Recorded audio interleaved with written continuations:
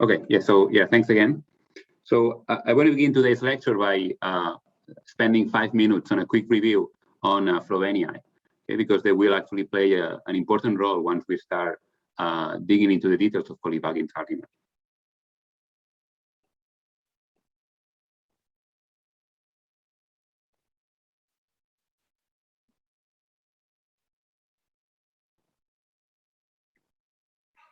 Okay, so let's take for this little section L over Ka, any Galois extension of number fields.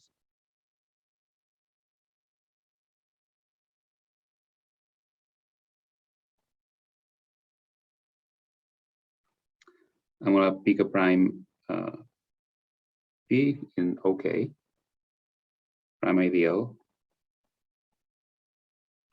and let's give a name to its residue field. It will be kappa sub P. And then I'm going to pick a prime in OL, which divides lowercase p.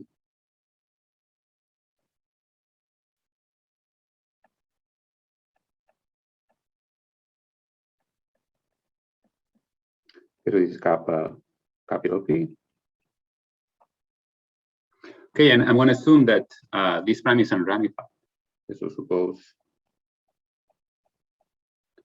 P unramified.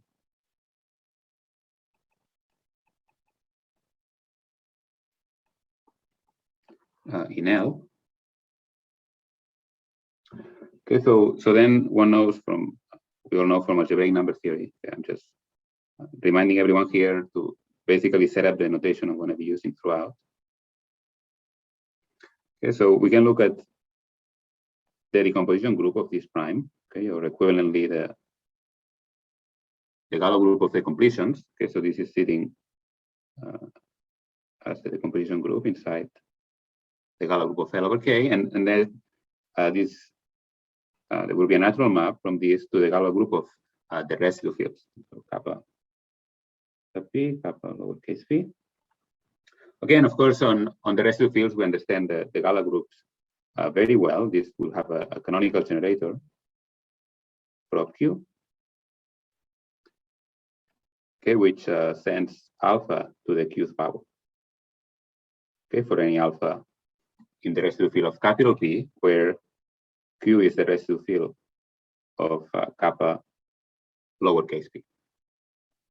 Okay, so this natural map is an isomorphism whenever this prime is unramified.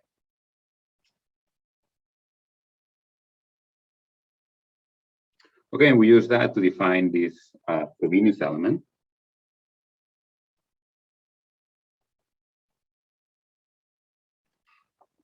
Okay, so the Frobenius element.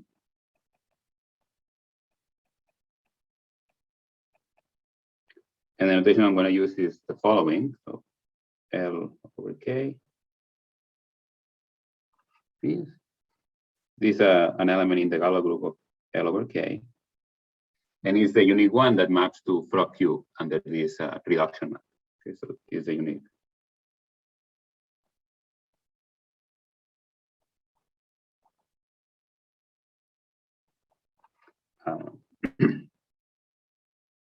Reducing.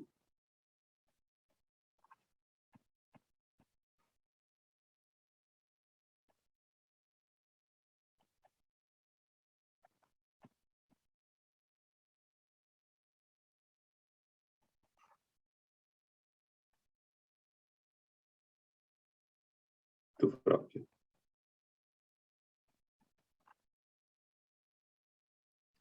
Okay, so we have okay,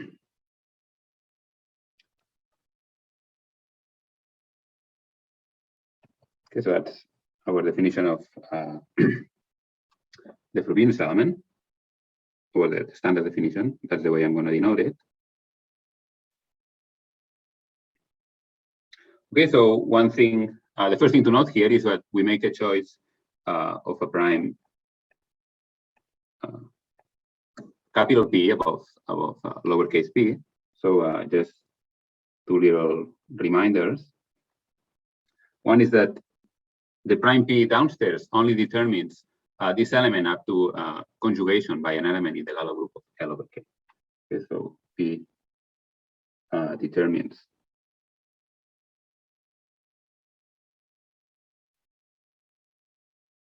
a Frobenius conjugacy class.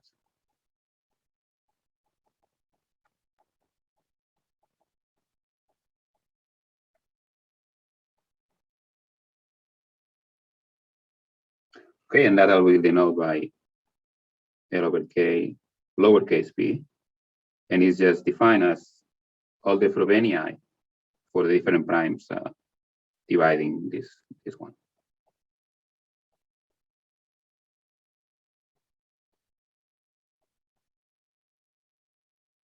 Okay, so in the case when L over K is abelian, there is no need to make this distinction.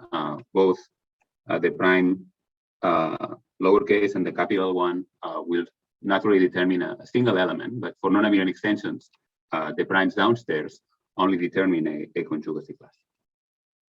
Okay, so that's one thing, and the last thing I want to remind everyone is this basic fact that will be used repeatedly later, namely that P is going to split completely in this extension if and only if this Frobenius element is the identity.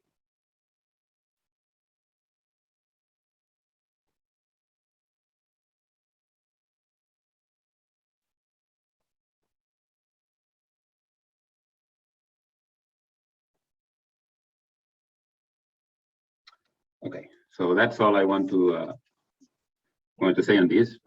As I said, basically, the purpose being to set up the notation we will be using. Okay, so now let's go back to Heegner points.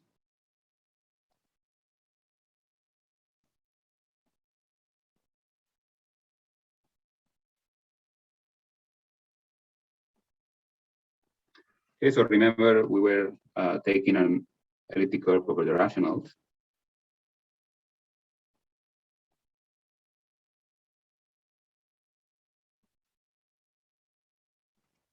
Conductor N.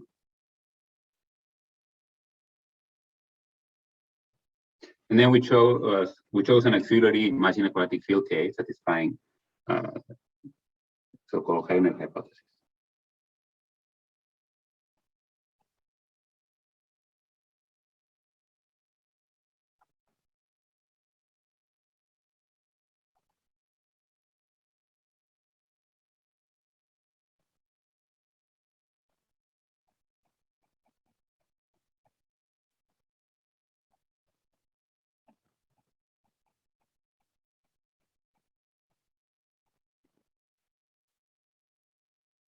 Okay, and for simplicity throughout all these mini curves, we're always going to be assuming that D, okay, is not -3 or -4, or equivalently that we're not dealing with the Gaussian or the Eisenstein numbers. Okay, so whenever we have an E and such K, then we have a collection of Heegner points.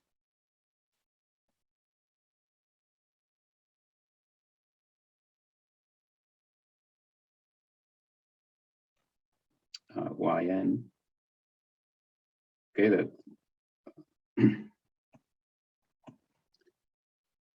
on E defined over the ring class field of that conductor, and this we have for every n coprime to capital.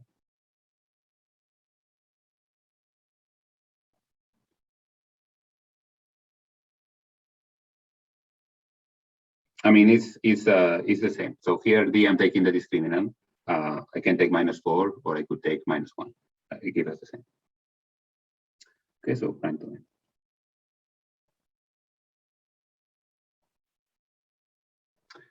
Okay. And last time we finished by proving the so-called norm relations.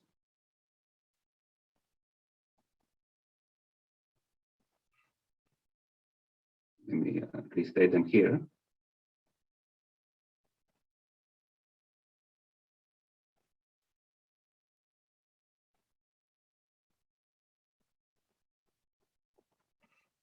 Okay, so this was saying that if we take n, which is of the form L times M with L not dividing M inert in K.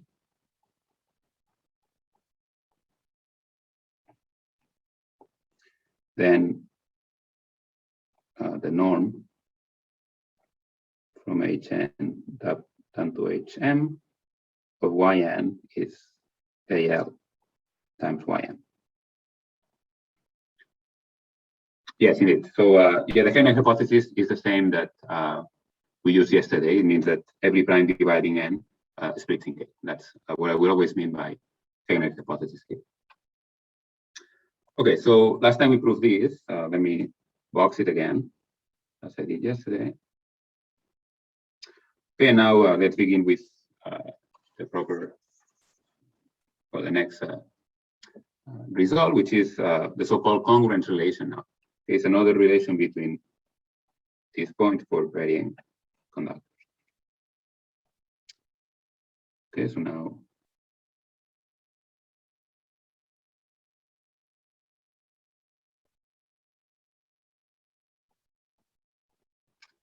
precision.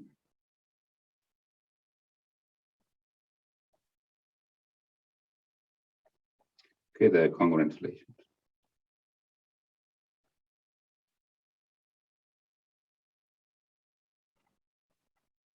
So the setup is the same as in proposition 1. Okay, so we're going to suppose we have n written as L times M with L not dividing M inert in K. Okay, and let's write, okay, so because it's inert, the prime extended to K is some prime ideal in K, so let's call it lambda. So, right.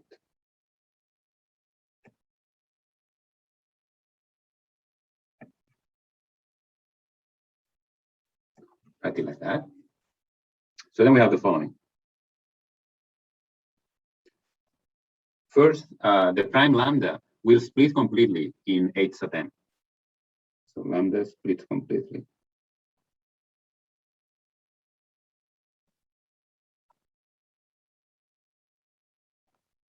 Okay, so secondly, if lambda m is any prime lambda sub m dividing lambda in H sub m is totally ramified.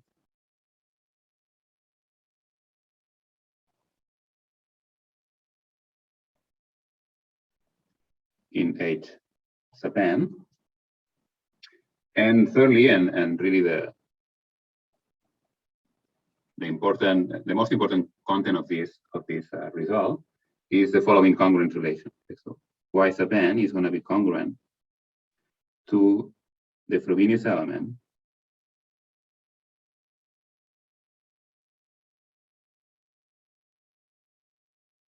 acting on y sub m, and this is all modulo lambda sub n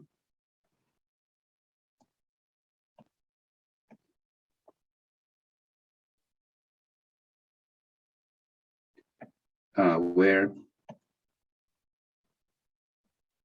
this lambda sub n is the unique prime in H sub n lying above lambda sub n. So is the unique prime of H sub n above lambda n. Okay. So note that this is a case in which, so as we're going to probably mention later, we're not going to use it for now, but this Galois extension is not abelian. It's actually a generalized Heegner group. Okay, so here, really, we get one such element for every prime lambda sub m. Okay. So these last congruence can be stated in an equivalent way, which is the way in which we're actually going to prove it. Okay, so equivalently, what this is saying, and okay, so what this is saying is the following. Okay, so we have this point y sub n, which is defined over H sub n, And we know that only because we can take a natural reduction map for every prime. And these are primes of good reductions because we're always staying away from the conductor of the elliptic curve. Okay, so the reduction of y sub n is the same as letting the Frobenius element, the map sending an element to its nth power, times the reduction, acting on the reduction of lambda sub m of y sub n. Okay, and this is taking place on the reduced elliptic curve modulo L, and in the finite field with L squared elements. Okay, where these are the natural reduction maps. So this reduces to a corresponding residue field. Same here.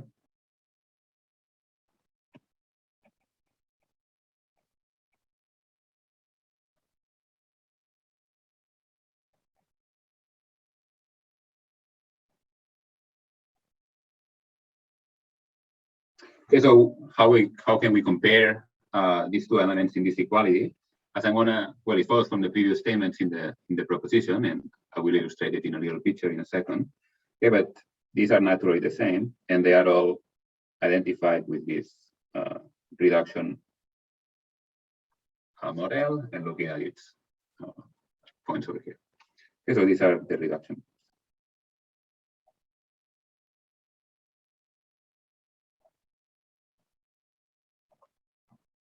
Okay, so let me draw a picture illustrating all these different fields and primes and how they decompose before saying something about the proof. Okay, so the picture is the following. Okay, so we have this tower of field extensions first. H sub n contains H sub m. This contains k. This contains q. Maybe I can move this over.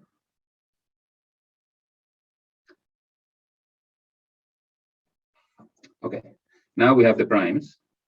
So we've started off with a prime L that's inert in K. Then we're saying that this splits completely in H sub m.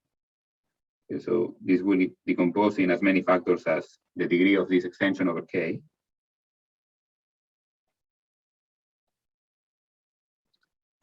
Okay, so here we have split completely. Here is inert. And then in the last step, we're saying that the primes are totally ramified.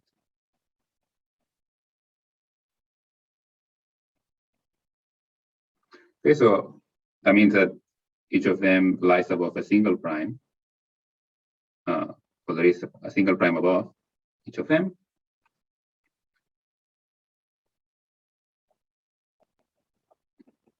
Okay, that's the picture in terms of the splitting of primes. And then if we look at residue fields, so here we start off with the residue field of L, or the finite field with L elements. Now here we're going to get, since it's inert, we get the field with L squared elements. And now this prime splits completely, so the residue field up here is the same. And this prime is totally ramified, so again, there is no change in the residue. Okay, so that's the picture. And so in particular, it explains these identifications over here. Okay, so now let me prove this proposition. Okay, so parts 1 and 2 are in the previous over here, but these just follow from classical theory. Okay, it's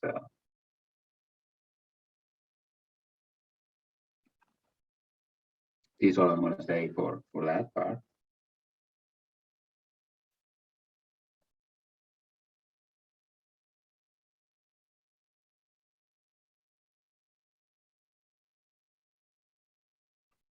Okay, so let's prove the third part, which is the most interesting one. Okay, so for 3,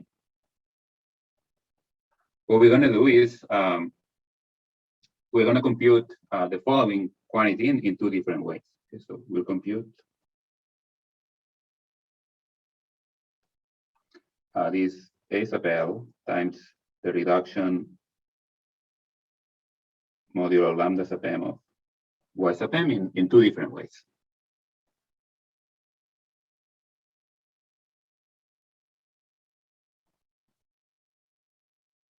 Okay, and then we'll compare the 2 and the equality will follow. Okay, so the first way, we just use proposition 1. Okay, so the norm relation. Okay, and that was telling us that if we take AL times YM, we get it's the same as taking the norm of the point Y sub n. Okay, so that's the same as taking the sum over all the conjugates.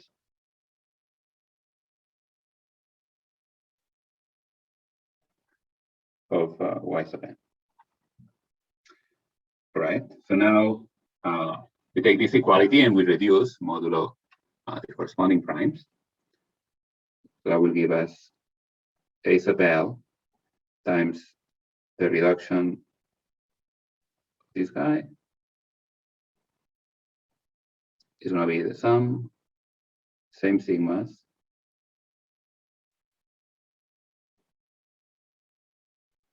And now I reduce modulo lambda sub n, the point sigma y sub n.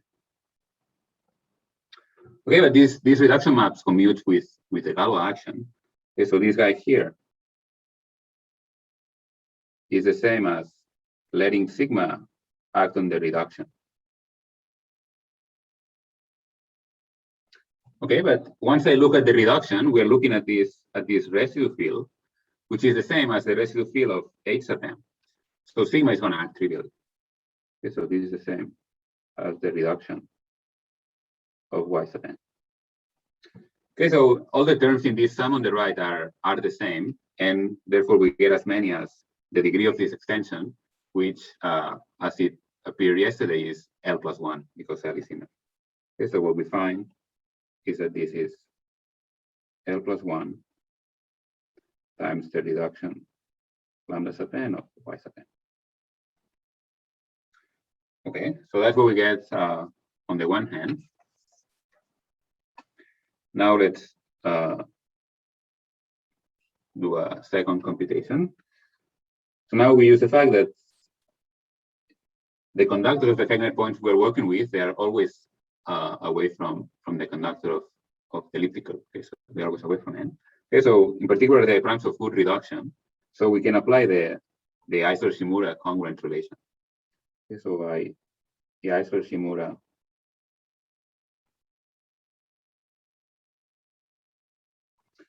congruent relation,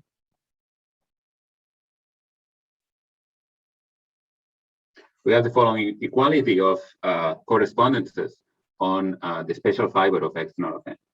Okay, so T sub L is the same as prop L.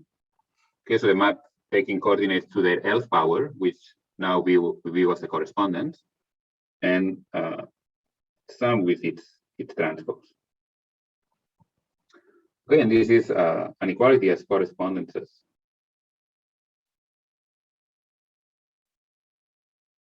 on X naught of n base change to Fn. Okay. So now these correspondences act on the Viceros, so we can let it act on the points on the model curve that we take to get our points, Heegner points. Okay, so we get DL. Okay, so maybe let me write one more thing first. Okay, so this propel is the transpose, which concretely what it does is it takes a point, it's a map on the Viceros, so it takes a point Y to the sum of all its pre-images under propel. Okay, so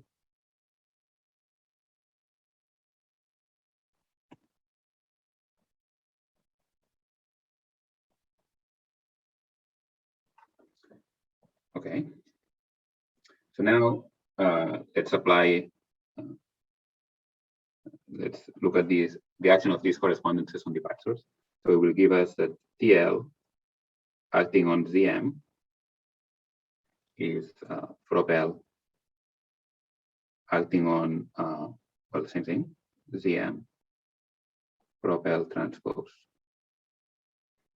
ZM. And this is as the Viceros on X naught FL squared. Okay, and let me remind you what this ZM is. Okay, so this is the one we took to define the Heegner point. Okay, so so back here, okay, so this YN, as we did yesterday, was obtained by applying the modular parametrization we got from the modularity of E to a point we define on X naught of N that we call Z sub N. Okay, so this Z sub N over here is the one that is appearing right here. All right, so now we apply phi to this equality, and now because phi will intertwine the TL action with multiplication by AL, we get the following. So now we apply phi.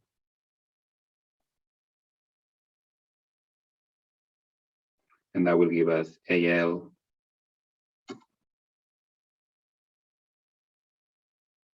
Yeah, Ashay is asking whether prior to polybagging, the third part appeared in another context. Not that I know of. So, yeah. Okay, so AL times, where was I? Okay, here. Okay, so AL times the reduction of lambda sub m y sub m is going to be Frobenius L on the reduction of this guy, plus the same for the transpose.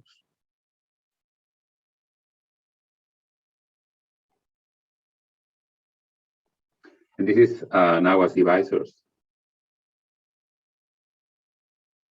on E over FL squared. Okay, and now we are done. Okay, because from part one, we have found that, I mean, from the first calculation, we have found that this was L plus 1 times the reduction of lambda n yn, okay, by 1. So now when we compare these two, this Frobenius transpose, what it's going to do is taking the sum over all these pre-images of Frobenius. Okay, but the pre-image of Frobenius is just raising to the 1 over Lth power. But in FL squared, raising to the Lth power is the same as raising to 1 over L. Okay, so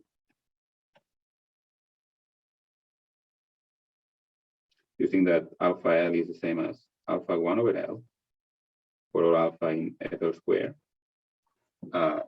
This gives us that the reduction of lambda n, the sum of lambda sub n of y sub n is indeed prop L on the reduction of y sub n.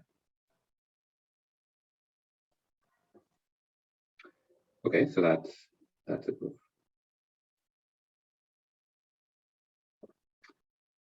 Okay.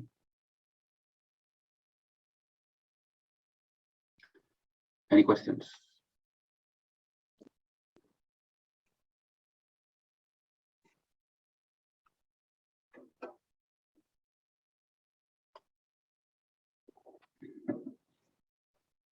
Okay, so if not, we can continue.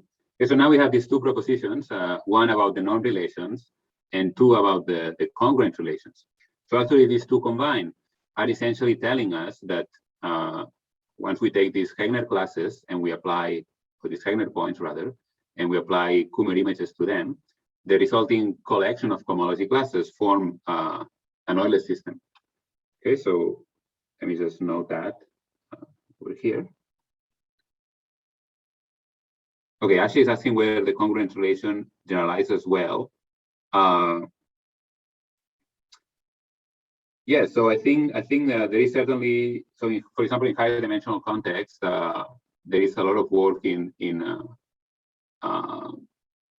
generalizing, proving congruent relations. I mean, so the key point in this congruent relation, as we've seen in the proof, is the Ashay-Shimura congruent relation. This one over here. Okay, so if one wants to extend this to, say, higher dimensional settings, one will need a corresponding result. And I think the geometry becomes quite difficult. So I think there are some cases where one knows the extension, but not in general. And in fact, that becomes an obstruction to. Okay, so as I'm going to say next, this at the time of Kolibagin, one introduced the notion of Euler system as one for which one has these two relations, the norm relations and the congruence relation. But then when people try to generalize this notion to other settings, people were typically able to find classes in other situations for which such norm relations could be proven, but there seems to be a serious obstacle in proving an analog of this congruence relation. So, but in more recent years, there's been some refinements of the theory of Euler systems in which, for example, Rubin maybe was one of the first to realize that one can dispense with this second condition, provided one has classes that they extend in p directions. Okay, so in certain ZP extensions. Okay, but that came after. So yeah, I think answering the short answer to Ashay's question is that it doesn't extend that well. It's really hard to. It causes serious obstacles if one wants to have a very general theory. Okay, and maybe I missed another question. Could you please tell me a reference for Ashay-Shimura congruence? So I think one place when one can see that written out in detail is in Shimura's pink book. It can certainly be found, and a more maybe user-friendly account is can also be found in the book by Diamond and Schurman on the introduction to modular forms. And maybe some people in the audience can point out to other references. Okay, so yeah, so let me put this note I wanted to make. So propositions 1 and 2, the norm relations and the congruent relation, show that for any prime p,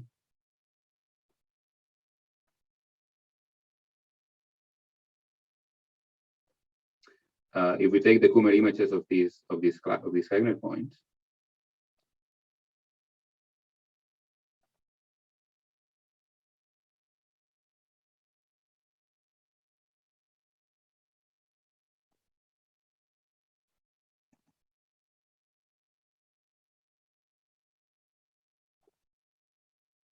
so I will give us cohomology classes defined over Hn with coefficients in the p-adic tape module. Okay, and so here we're going to let n run over the integers coprime to the conductor, and let's say n to be square free and only divisible by inner primes. So here is a square free product of primes inert in K. Okay, so this collection of homology classes with these two properties form what at the time of let's say at the early 90s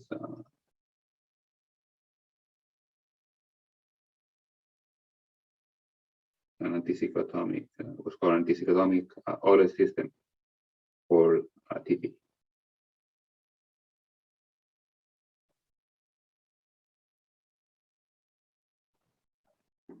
Okay, so actually it was Kolibagin who first attempted to give a very general theory of such Euler systems.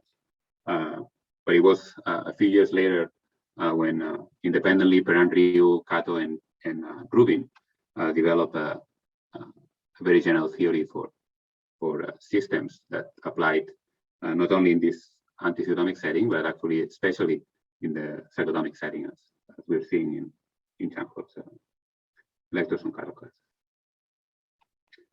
Okay, so that's about these two propositions. So now let me state the precise statement that we're going to be proving in the upcoming lectures. Okay, so we see that in order to get cohomology classes out of these Heegner points, we need to fix a prime P. Okay, and then it will be with these cohomology classes that we will be able to argue to obtain the desired bounds on Selmer. Okay, so, and that's the way that Kolyvagin proved the theorem I stated yesterday. His proof was actually working prime by prime, one at a time. Okay, so here I'm going to state what I'm going to call Kolyvagin's theorem mod P. Okay, so recall we had this point. Oops.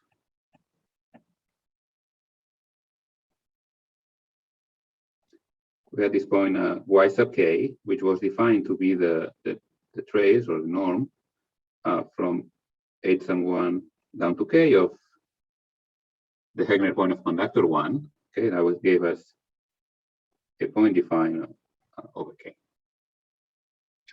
Okay, and to make the situation, the statement simpler, let me introduce the following definition. So that I don't need to write it every time. Okay, so we're going to say that the prime P is good.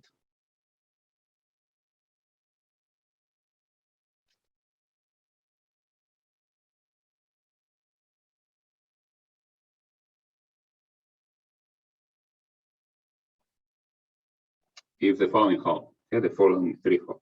Okay, so first, P is odd. Okay, second, the Galois group of Q adjoin the P torsion. Okay, and I think it would be better to switch to the notation that all the other speakers seem to be taking. Okay, so I'm going to denote the P torsion as by bracket P. Okay, so the Galois group that we obtain by joining to Q the coordinates of all the points in the P torsion, we're going to assume that is isomorphic to the Galois to GL2FP.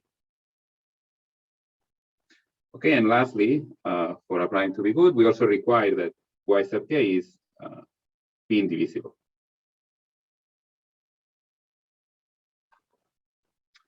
Okay, so here is the key theorem. I'm going to call it theorem A. I call it Kolyvagin. Which reads as follows. So let's take P a good prime.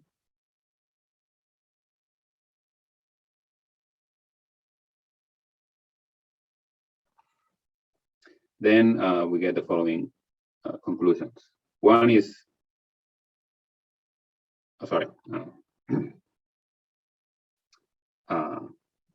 forgot to add an important condition.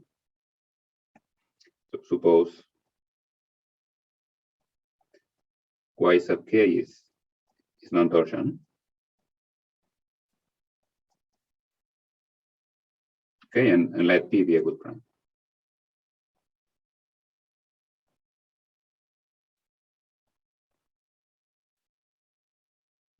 Okay, so then two conclusions. One is the rank of E is 1 over K. And secondly, the Tate-Shafarevich group has trivial pre-primary path.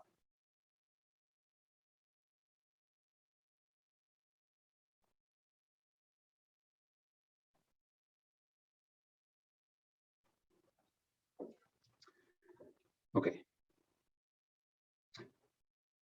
Okay, so some comments on this notion of good prime. So remark.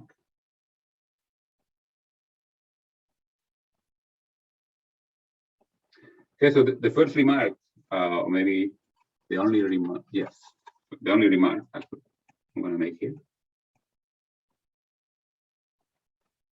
is that, as we briefly mentioned yesterday already, okay, so Viceros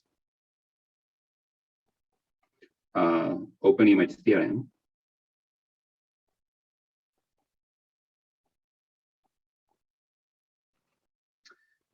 if E doesn't have CM, it's an elliptical without CM, then this condition B it actually holds for all but finally many primes P. Okay, so if E doesn't have CM,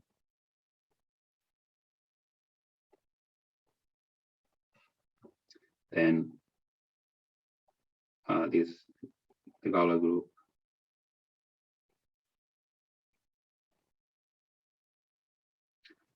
is as large as possible, which is precisely this GL2.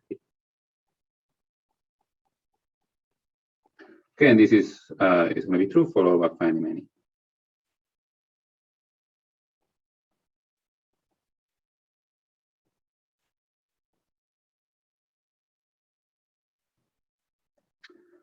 Okay, so as a result, if okay, so certainly this excludes 2. This only excludes finally many primes if E doesn't have CM, and this also will only exclude finally many primes if we are in this situation, okay, by the Mordell-Weil theorem. Okay, so what we conclude is that why only finally many primes? I guess you're referring why this doesn't hold for finally many. So if you're asking about why only finally many primes here, this is the content of Serre's open image theorem. If you're asking why the fact that this implies this holds for all finally many primes P, this is an immediate consequence of the Mordell-Weil theorem. Yeah, so you're asking about this part. So this is the content of Serre's open image theorem, okay, which has the same because what Serre is going to prove is a statement at the level of an adelic Galois image, okay, and when you phrase it down to what it tells you about every individual p-adic representation, it translates into the statement that you get surjectivity for about many primes P. Okay, so the consequence here is that theorem A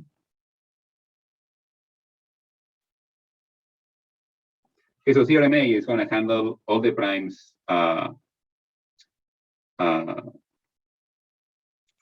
P which are good, and now there are the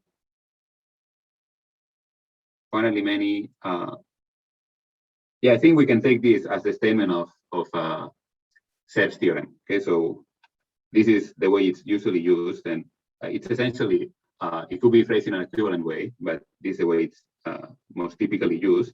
Okay, it's precisely this statement that if E doesn't have CM, then this holds for many primes P. Okay, so given this, as I was about to say, okay, so this theorem A that I just stated, and now the way one handles the finally many primes which are bad is by, instead of working modulo P as one does here, one just needs to work modulo higher powers of P. Okay, and so what then one needs is a variant mod P to the n for the bad P.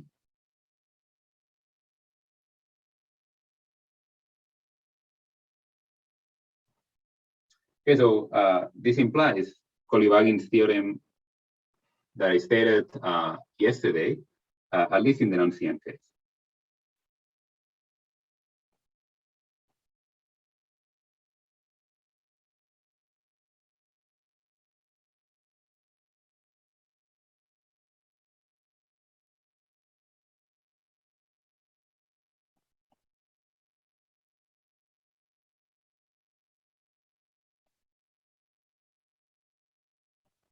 Okay, so let me say why before I look at some questions I think I saw in the chat. Okay, so remember the theorem I stated yesterday of Kolyvagin. Okay, that theorem was saying that if we assume Y sub k is non-torsion. Then we had rank 1, and the Tate-Shafarevich group was trivial. Okay, so the only thing that so this theorem A is going to tell us that the p-primary pair is trivial for all these good primes, and then for the bad primes, one is not going to get triviality, but this variant mod p to the n would allow one to show at least finiteness. Okay, so by putting them all together, you get finiteness of this as a whole. And okay. Okay, and one remark is then what about the CM case? Okay, so for E with CM,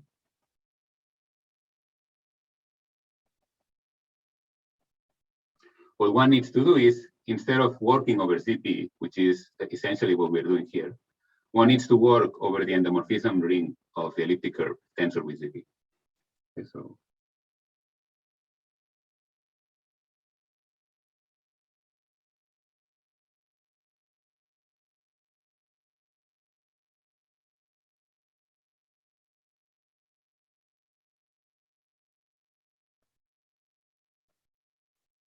okay, so that's essentially, well, this is what one does, what Kolivagin does to handle the CM case. Okay, and so there were some questions here.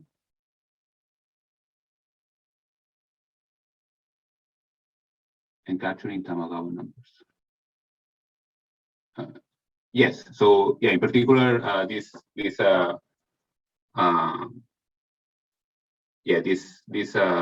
so we know that by the PSD formula, this order of Shah, in the case of rank 1, will be given by the index of the Heegner point times some Tamagawa factors. And to really see these Tamagawa factors, one needs to work modulo higher powers of P, because they will appear when this condition doesn't, it's not met.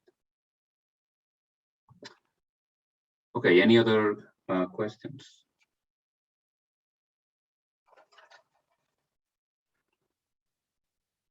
Yeah, what does P infinity mean? This means the PCLO, if you want. Okay, so or all the elements of P power order.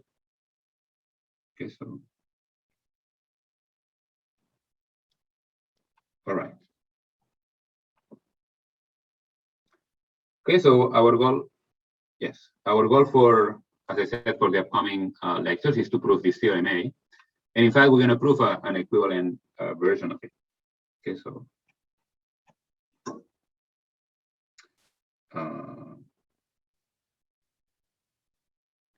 okay, so goal of next lectures.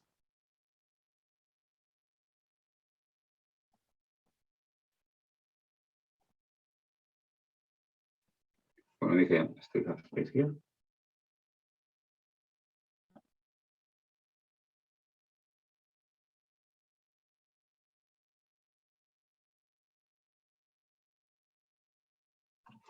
It's a proof of theorem A.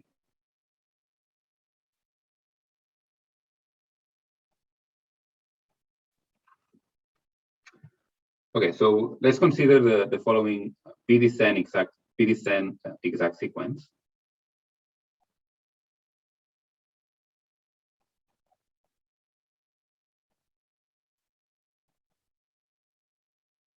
That we've already seen a number of times in this conference. Okay, so this embeds the model Bay group modulo P to the Selmer group, okay, via the connecting homomorphism in Galois homology, as we've seen in Sudanshil's talk yesterday. And the cokernel is the P torsion of Shah.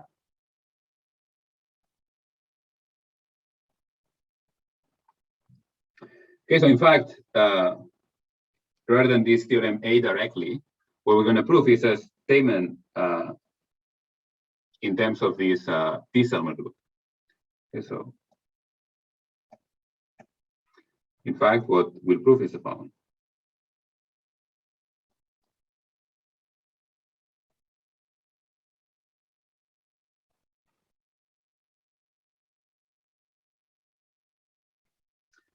Theorem A prime.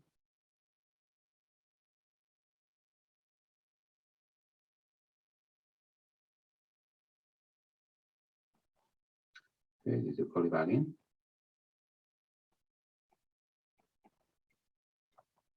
Okay, so suppose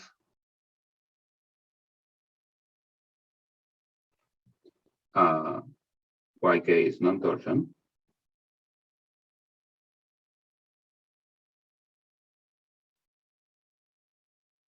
And let T be a good prime.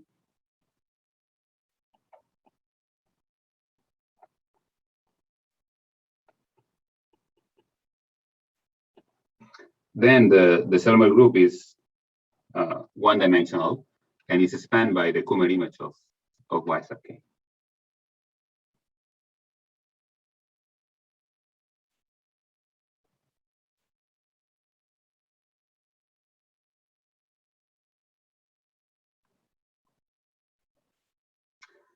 Okay, so for the students, an easy exercise that I'm going to leave for you to check is that these two theorems, A and A prime, are indeed equivalent.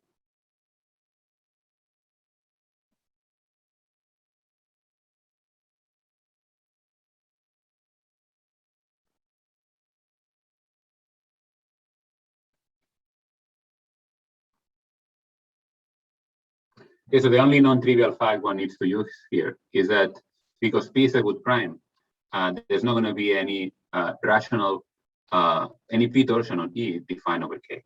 Okay, so your hint here is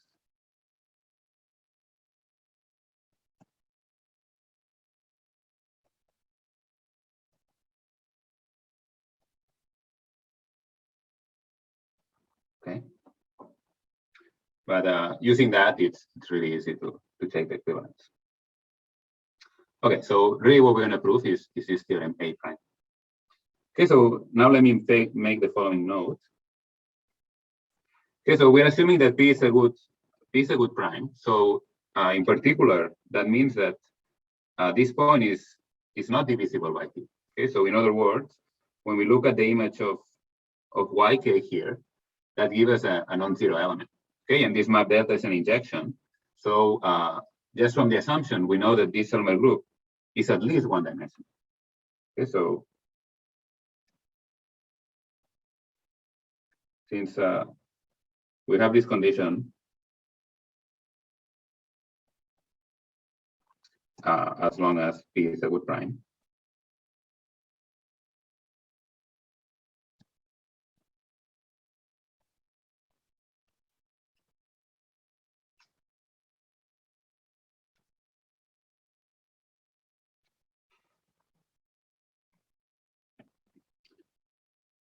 Okay. So this, okay, let me just say P is good. Okay, so this implies clearly that the Selmer group is at least one dimensional.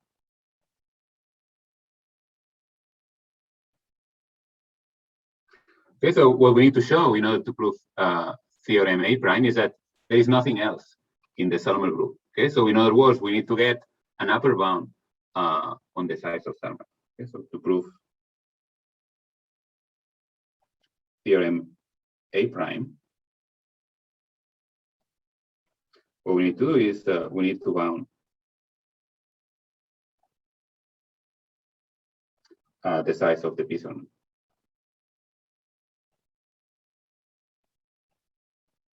And of course, we need to bound from above.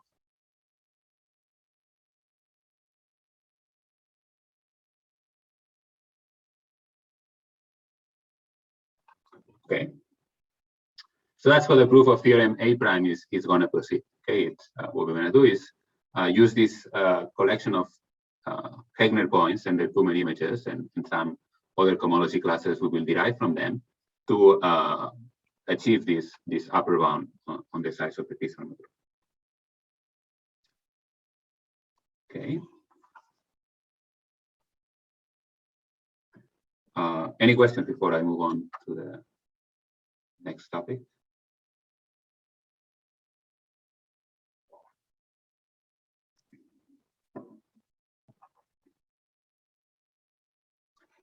Okay, so yeah, we need to get an upper bound on Selmer group. So the next thing I want to do is explain a little bit about the general mechanism that we have thanks to global duality to get upper bounds on thermal groups.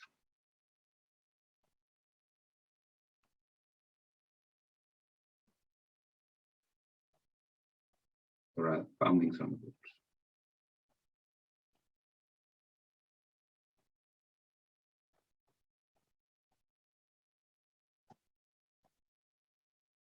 Okay, so in this little section, I'll be slightly more general than what we actually need. And then we're going to specialize to our case of interest. Okay, so we start a bit more generally.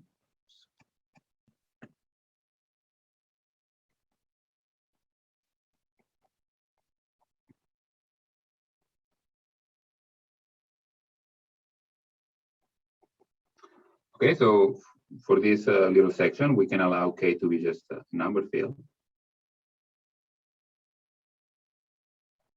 Be any prime. And M to be any finite dimensional FP vector space.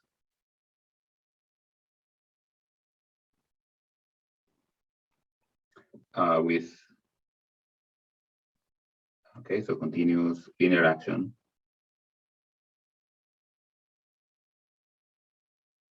Yes, by global duality, I mean Potter-Day duality. Okay, so a continuous linear GK action. Okay, unramified outside a finite set of places that I'm going to denote sigma.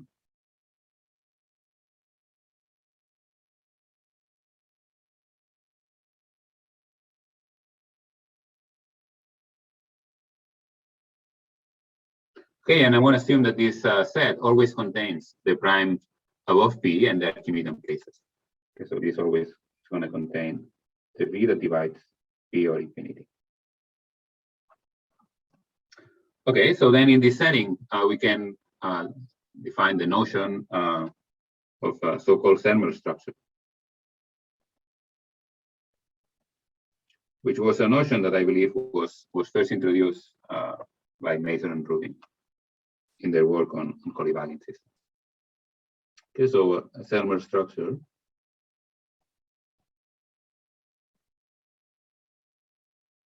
okay, so we're going to define it to be, okay, so this could be defined in slightly different but equivalent ways. So for us, it's going to be a pair.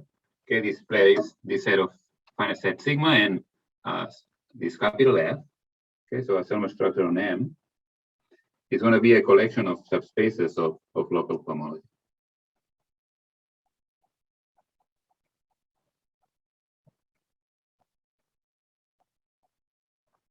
Okay, so F is a choice of F sub B for each V, which is just for now, well, yeah, some subspace of local cohomology,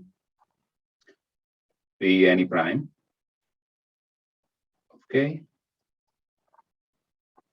And the only requirement on this collection is that for all but many places, in fact, for those away from sigma, this local condition is the unramified or sometimes also called finite local condition.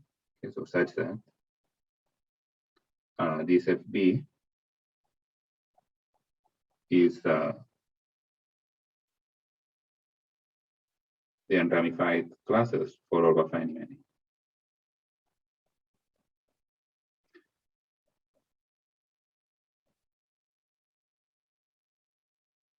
Oops. This is for all V not in sigma. Okay, there was a question here. Does the theory of Heegner points have any implications for the mu invariant of some thermal groups? Yes. Yes, like for example, yeah, so the notion of the mu invariant of the thermal group of some thermal groups and the P indivisibility of Heegner points is actually closely related. Okay, and there are some recent works on that thing. Okay. So what I was saying, okay, so we want this. Okay, so this here IP is the inertia subgroup. Okay, so this kernel is what's usually called the unramified subspace.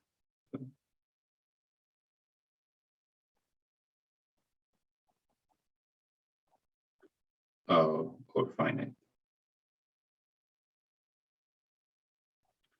subspace.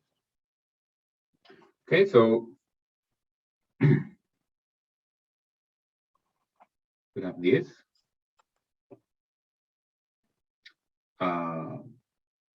Okay.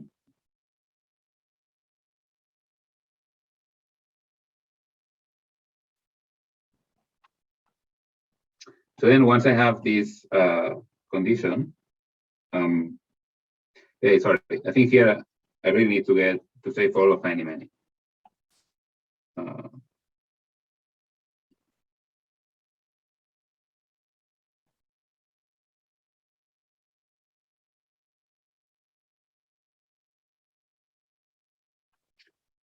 Yes.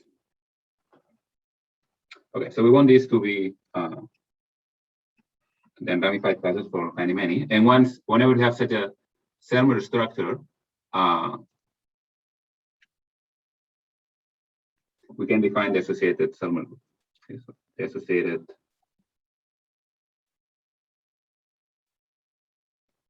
Selmer group.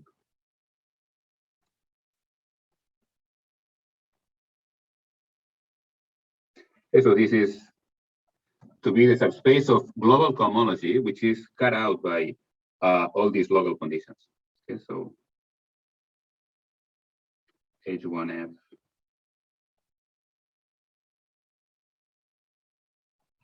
Km is defined to be the kernel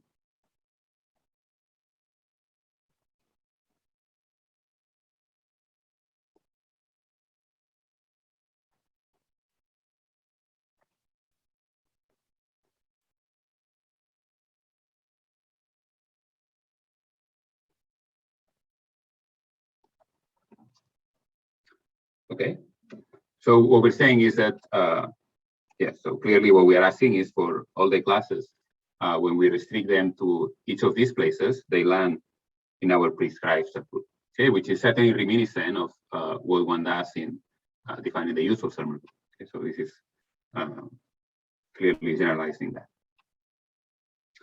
Okay, so it's a general fact that in this context, these groups are always finite. Okay, so whenever M is a finite Galois module and ramified outside the finite of places, these Selmer groups are always finite. Okay, but the problem of computing its size is typically very difficult.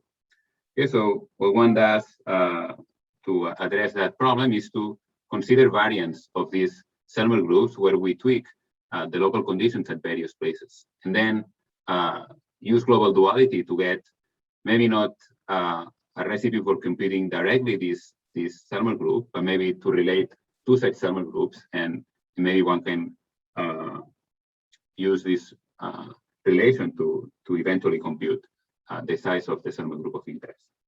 And that's essentially what's going to happen. Why direct sum? Yeah, because these classes are only going to be non-zero at finding many places. Okay, so we can in this kernel we can as well restrict to the direct sum. It will give us the same. If here I replace the product, I put a direct product, it will give us the same thing. Okay, so yeah, so our problem of interest now is to compute the size of this, and for that, what we're going to do is introduce some variants of these Selmer groups. Okay, so another definition.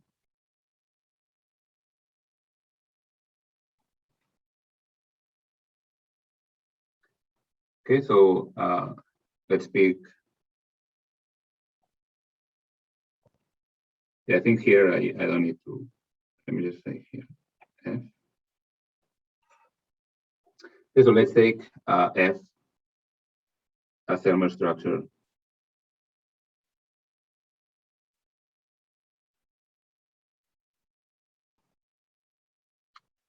on M. And let's pick S, a finite set of places.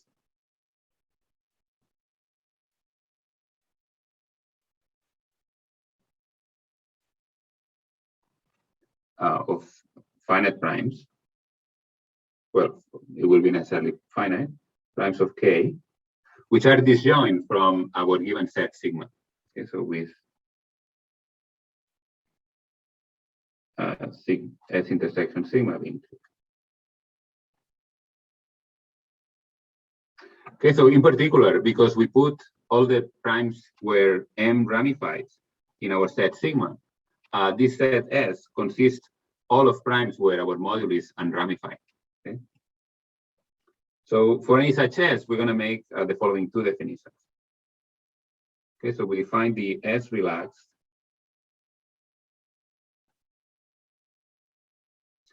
thermal group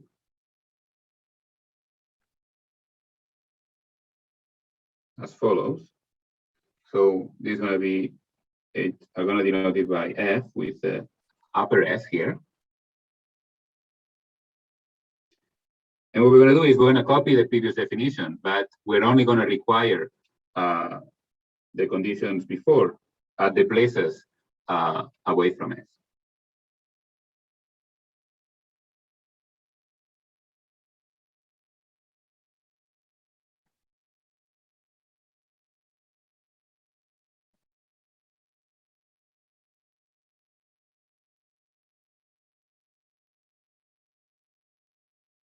Okay, so clearly this gives us a larger subspace because we are imposing less conditions. Okay, and here we put the S as an upper script. Okay, and the next thing we're going to do is dually to this, we're going to impose. Okay. Sorry, I think I is my screen back now.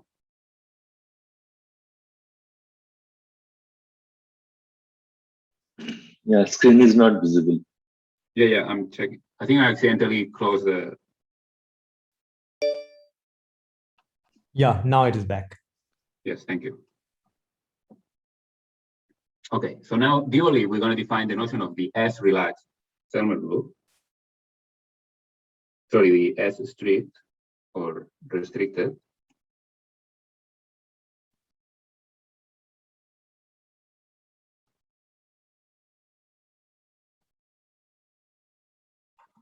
Okay, where now instead we, at these places in S, we ask the classes to be trivial. Okay, so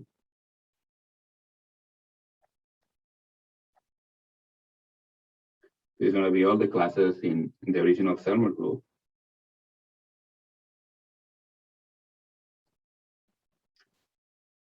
Such that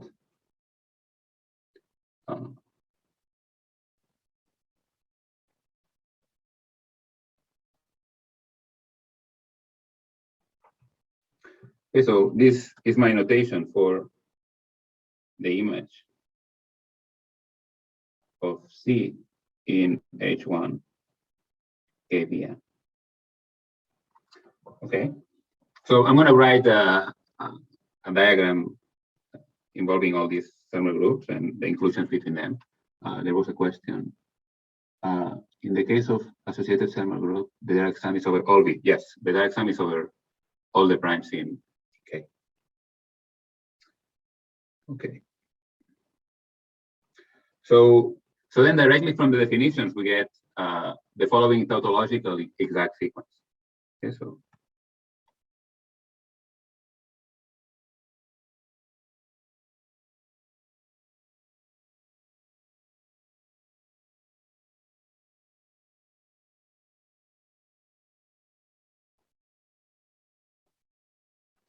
okay, so we can look at this one.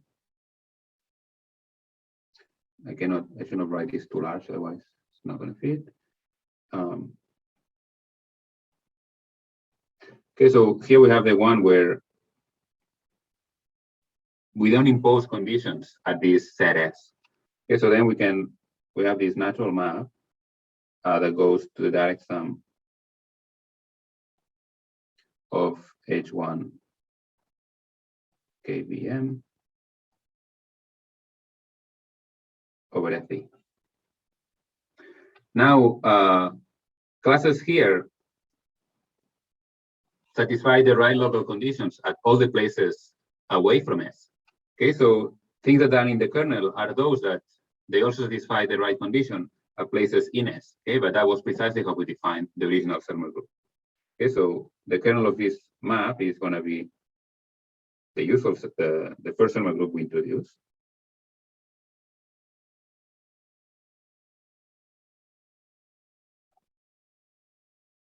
Okay, so this sequence is exact directly from the definitions. Okay, and one important thing is this quotient. Okay, so what is the quotient by the finite or unramified part? This is what we're going to denote by H1 singular.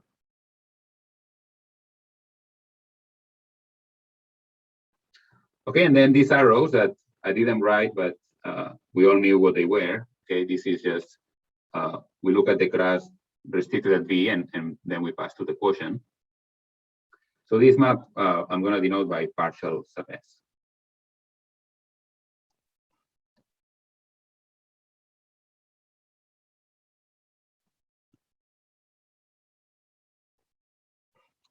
Okay, so it's just a sum of maps partial sub B over the V in S, where this is just, again, restricted to the corresponding place and passing to the quotient. Okay, and then also the other tautological exact sequence involving these variants of thermal groups is the following one. Okay, so we can now instead look at the usual thermal group. Now we can restrict to all the places in S. And then by definition, we're going to land in this subspace. Okay, so this image is contained here. And now classes in the kernel of this map are precisely those that belong to this S restricted thermal group. Okay, so here.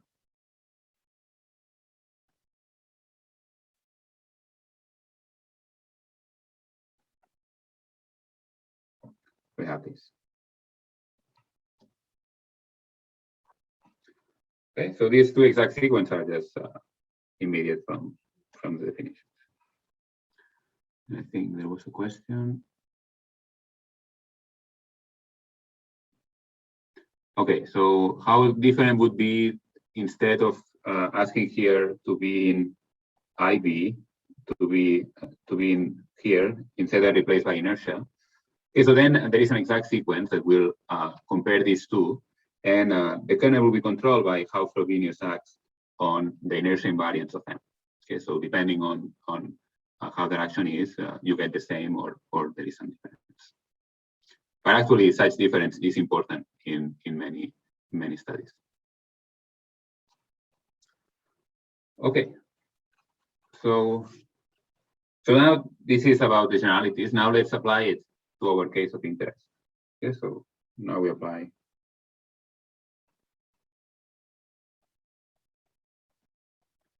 To our case of interest.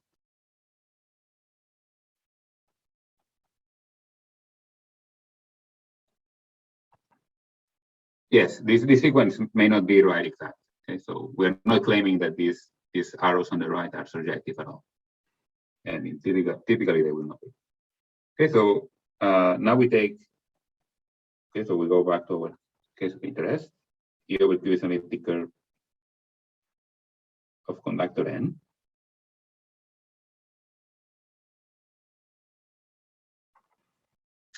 So then, not yet. So far, I'm not relating the two sequences. So next, I'm going to relate this to that. I'm going to say that this is isomorphic to the dual of this, and then I will be using the self-duality, and this is about to come now. Yeah, but Chanjo is right that for non-self-dual situations, one typically considers the restricted thermal group for the dual module, because then the global duality would be seeing that. But in our case, we're in a self-dual situation.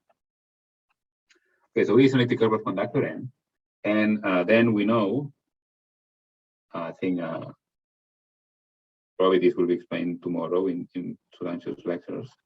Okay, we can view the Selmer group as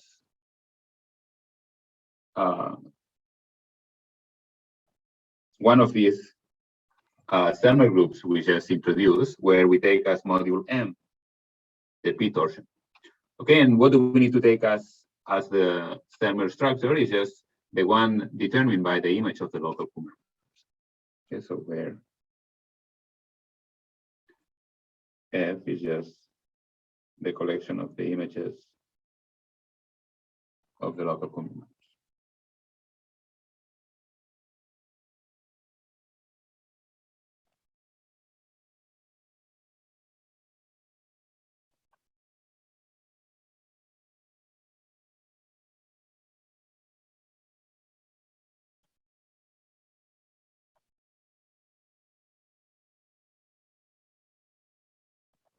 Okay, and clearly the set sigma, you could take it to be the primes dividing P infinity and the conductor, for example. Okay. Okay, so what is it here? I can take.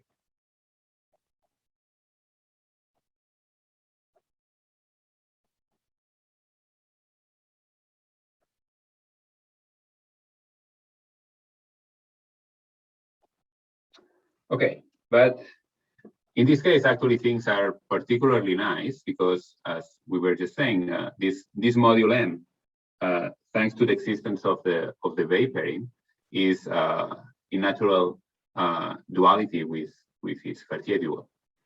So it's natural isomorphic to its Cartier dual. Okay, so let me write this here. Okay, so moreover, something that already appeared yesterday in Chan's lecture was that this image of the Kummer map is actually orthogonal to itself under the local Tate duality. In fact, it's maximal isotropic. Okay, so this is maximal isotropic under local Tate duality.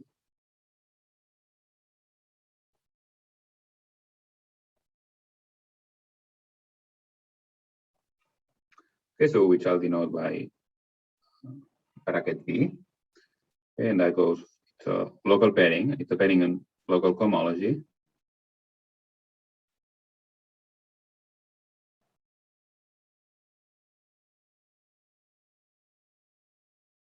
And that by the way pairing takes us to by the cup product to H2 mu P, which classical theory is just like this. Okay, so we have this natural duality, and moreover, by okay, so for any S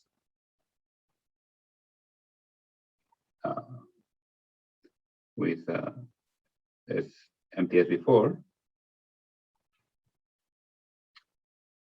have the exact sequence.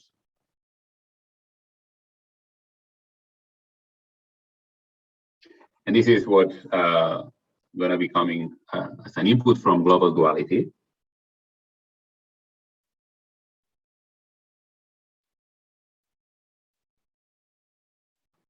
Okay, so let me now take this, where were they? Here, okay, let me take these two sequences and now apply them to write them in for this module M, consisting of the P torsion.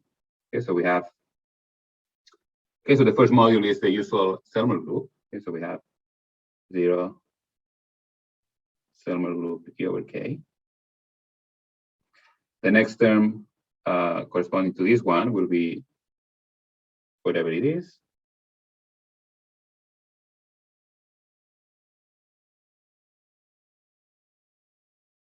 Then I have these maps, these what I'm going to call residues at this primes in S.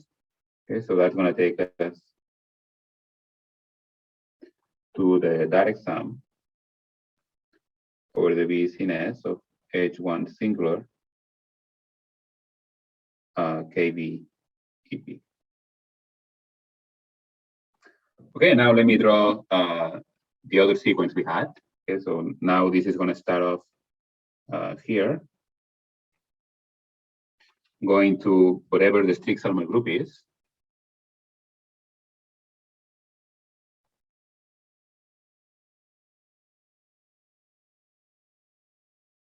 That will inject into the Selmer group, which is the usual one for the elliptic curves.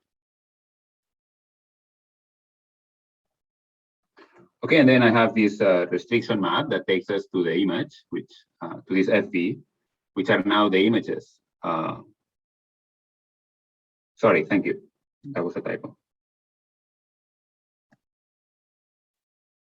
Yeah, thanks a lot.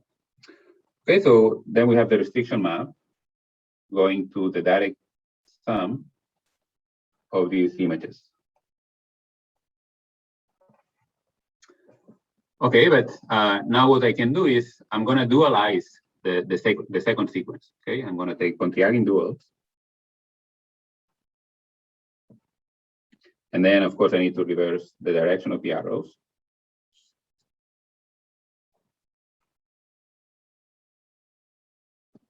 So I get this. Okay, so this check denotes the Pontryagin dual, okay, or the Holmes to FP in this case. And so the only content here coming from global duality is that these two are isomorphic, and the entire sequence is exact. Okay, but now we get an interesting consequence, because now we have the freedom of choosing this S in any way we find convenient. Okay, so imagine we put ourselves in a situation in which we succeed in showing that this restricted Selmer group, okay, so one could imagine that by imposing triviality at more and more places, we end up getting, well, we impose so many constraints that we kill everything, so we get here something trivial. And then by this exact sequence, we get that this Selmer group, the dual of this, is going to be isomorphic to the co-kernel of this map. Okay, so, and that's what we're going to use to bound Selmer groups. So the upshot, and this is how I'm going to, last thing I'm going to say today, is that suppose we can find some S such that this restricted Selmer group actually vanishes.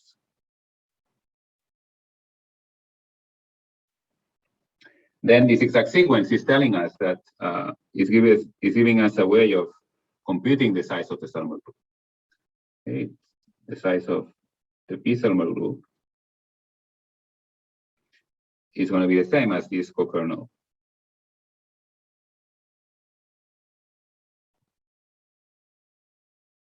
From this now relaxed Selmer group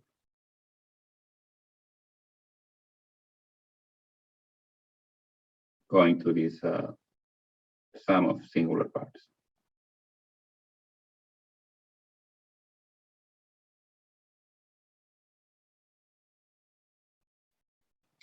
Okay, so as I said, this map we are going to call the residue map. So here,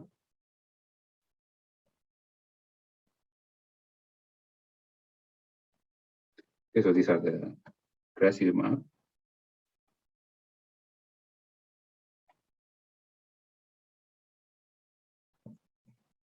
And so for this to be useful, what now need to do is we will need to produce. So first, we need to make sure that we need to first find a set S for which this vanishes. Now, once we have that, the problem of computing this becomes the problem of estimating the image of this residue map. And for that, what we need to do is we need to produce classes on which we allow ramification at these places in S, and we have some control of the residues. Okay, in other words, the images in the singular part. Okay, so what we're going to do next time is see how Kolyvagin, taking Heegner points of the Y-sub n that we've been discussing, is going to be able to produce classes that will ultimately allow us to control the size of them. Okay, so that's what we're going to see next time, and I think it's a good point to start. So thanks for listening. Okay, so there doesn't seem to be much. I see a raised hand. I see a raised hand. From So Asian your something. I'm not able to see that. Yeah, okay. Yeah. So I think I can. Do you hear me now? Yes, Yeah. I can hear you. Yeah, I have two questions. In fact, one that I think is trivial. Also, the order of the kernel of partial sub S, it seems that is equal to the order of P-Selmer group. Yes. Yeah, but you use the order of co-kernel. Yes. By this, do you mean that the computation of the co-kernel is more simpler than the computation of kernel? Yeah, it will turn out that it will be easier to compute the co-kernel because we will be able to control to produce classes for which we know the image here is non-zero. Okay, so we will be able to show classes with non-zero image and therefore estimate the co-kernel. Very good. And another question is that in the analogy with number fields, is there a good notion, a good analog for Heegner points in the number field setting for, I mean, for controlling the class group of our number field? Yeah, absolutely. So over the rationals, there are the cyclotomic units, and over the imagine-aquatic fields, there are elliptic units, and in other contexts, the situation is not so clear. There are some conjectural units that would play that are expected to play a similar role, but I think there is a clear analogy between Heegner points and units in number fields when one deals with either the rationals or imagine quadratic. Oh, very nice. Thank you very much. There is a question from Bharat, or probably, yeah, it's a question. Yeah. In Kolyvagin resolve, are we allowed to use the Residue? In Kolyvagin resolve. I'm not sure what the question means. Sorry, I just meant you had this short exact sequence involving Yes. E of K mod P, Selma group, and T. Yes, Shafrovich group. Yes. Would you be using the formula relating the derivative? Like, are we allowed to assume that E of K has rank 1? Oh, you mean for the exercise? Uh, I mean for so this exact sequence is true regardless. It's just from the definitions.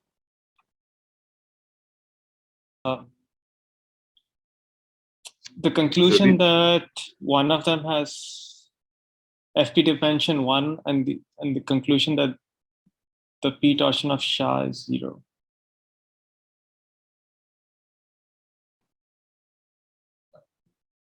So you're asking about this equivalence?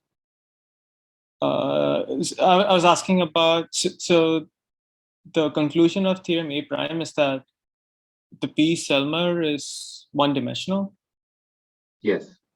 And yes, okay. I think I see what you're saying. So the conclusion of theorem A prime is that this is spanned by the image of Y sub K. Okay, but yeah. So that gives us that these two guys are equal because this one cannot be any larger. Yes. If this is one-dimensional and we have a non-zero class here, these two are going to be equal, so this vanishes. So to prove that statement, will we ever use? Do we need to use Gros-Zagier, or is that going to come? No. Okay. You don't need. Yeah. Okay. Thank you. No problem.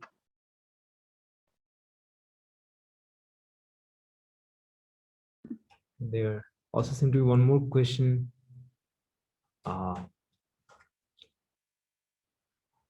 Yeah, so if the full Selmer group vanishes, can we compute relaxed thermal groups? I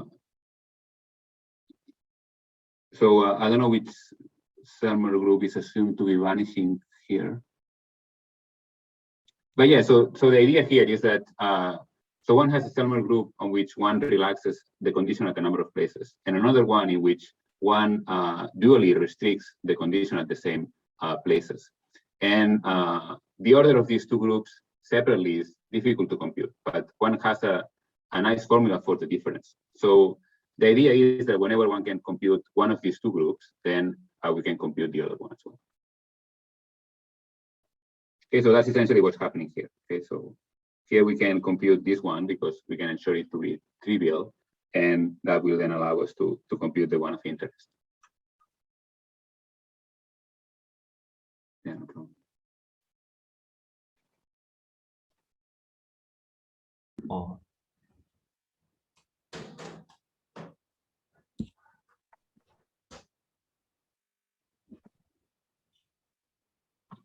Okay, so if there are no more questions, so let's thank the speaker.